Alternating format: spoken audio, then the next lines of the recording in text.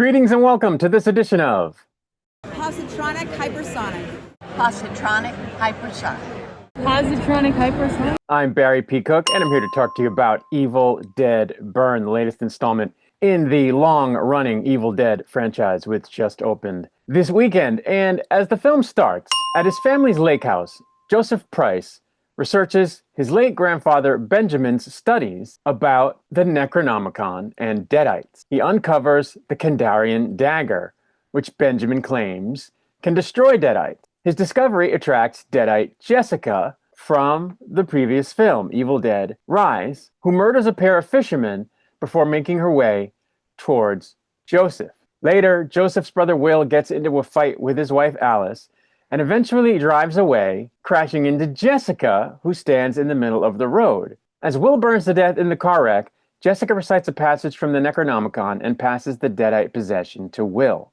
Alice, Joseph, his girlfriend, his parents, and his grandmother then reunite for Will's memorial service and subsequent cremation. Alice struggles to bond with Susan and Edgar, Will's parents, who blame her for the crash. After the service, Edgar privately visits Will's coffin before he's cremated, and Will's Deadite-possessed corpse breaks out of the coffin, burns Edgar, and kills the cremator.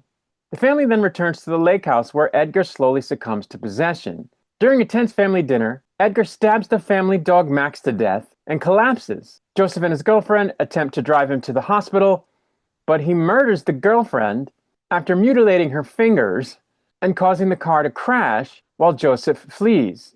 At the house, Alice stumbles across Benjamin's research and nearly reads enough of a passage from the Necronomicon to bring about more Deadites before she stops and is then attacked by a possessed Max, who she's forced to kill.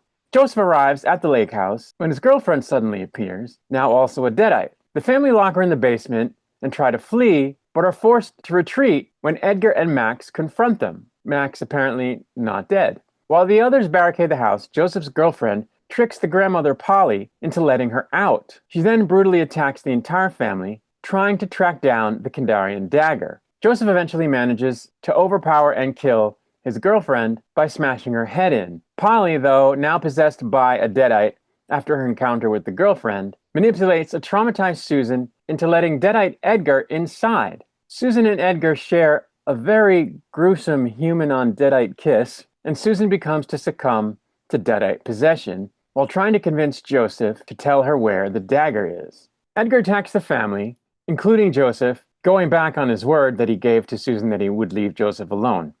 Duh. Alice hides during the chaos and has flashbacks to being abused by Will during their marriage. She arms herself with a rotary saw and finds Susan before being ambushed by Polly. Polly then stabs Alice in the ear, deafening her on one side, but Alice manages to subdue Polly with a stair lift. Joseph succumbs to his wounds at the hands of Edgar and dies while Alice and Susan flee to the bathroom.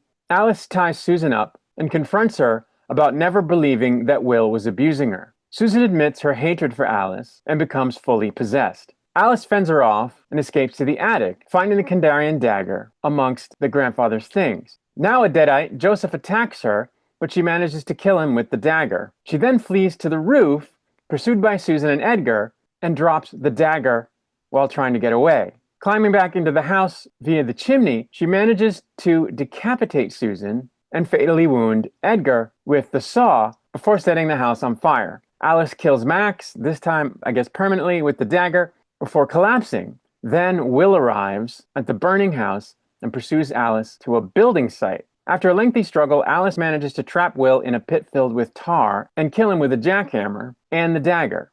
Paramedics arrive on the scene and rescue Alice.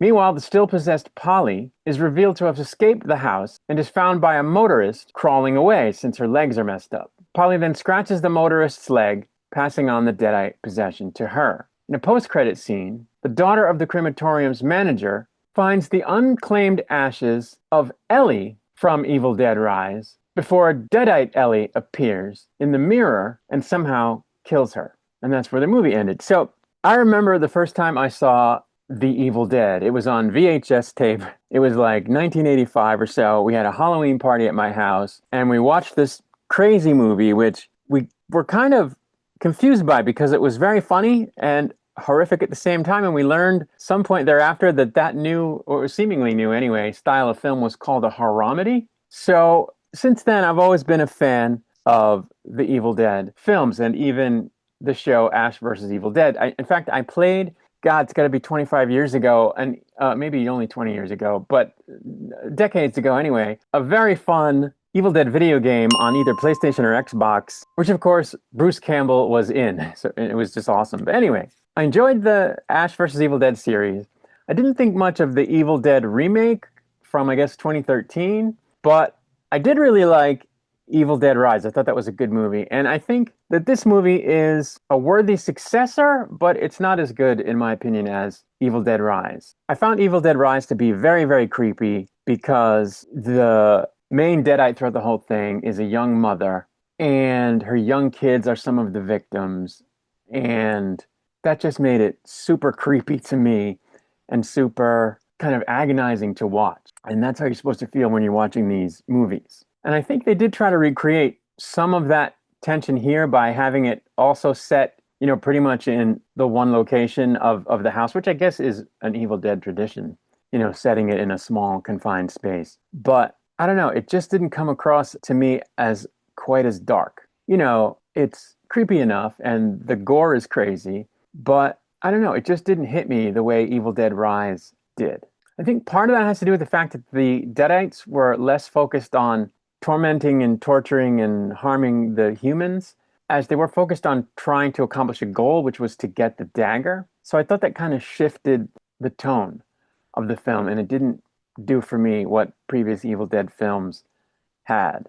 Also, it seemed to play fast and loose with some of the lore. In other words, Edgar takes a long time to fully succumb to the possession and to start, hurting his family. He's just kind of a dick for a bit of the movie because he's been exposed to the possession. But then the grandmother is turned almost instantly. In fact, all the other characters turn pretty much instantly. And so that kind of bugged me. But it did have some nice touches. It tied back directly to Evil Dead Rise, which I thought was cool. So I'm not sure quite what happened at the end with Ellie, because in the end of Evil Dead Rise, she had melded with two other people into like a deadite creature. And then that entity was like burned up or exploded. And so how did they know that those were her ashes? And then who kills the little girl, because there is no more body? So what happened there? That was kind of confusing. Maybe we'll see more about that in the next film, which I think is going to be called Evil Dead Wrath, and it's a couple years away, but it's already in the process of being made. So we'll have to see. But the gore was really good. The stabbing in the ear was crazy. The use of the saw, and at one point the girlfriend character drinks hot wax from a votive candle. Crazy. And it's interesting that they worked in the bit about the dagger, which, by the way, at the end Alice still has. So that was good. It advances the sort of narrative of the universe, so that's good. But it just didn't pack the same punch for me as Evil Dead Rise. So I'd give it like 3 out of 5 stars instead of maybe a 4 that I would have given Evil Dead Rise, unless I'm mistaken. I think I did a review of Evil Dead Rise, and so I'd have to go back and look. It's okay. It's a 3 out of 5, I would say. Maybe a 4. 3 or 4. But anyway, that's my recollection. But that's really all I have to say, so I'm going to get out of here. I'll be back with another video soon. Until I return, I wish you peace and long life.